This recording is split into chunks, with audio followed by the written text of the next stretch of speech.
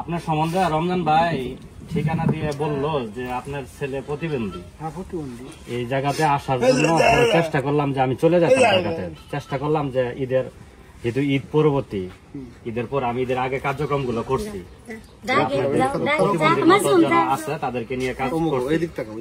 এখন চিন্তা ভাবনা করলাম ওর জন্য কিছু করা। রমজান ভাই যখন ঠিকানা রমজান ভাই বললাম চলেন আপনার সঙ্গে যাই, আমি আবার আজকে চলে যাবো হালকা পাতলা, হ্যাঁ ঢাকা, হালকা পাতলা কিছু আপনার জন্য, এই মাসুমের জন্য দিয়ে গেলাম। আবার আসবো সময় সুযোগে, আবার আপনার বাড়িতে আসবো, দোয়া করবেন সে মতে কিছু খাবার দিয়ে গেলাম।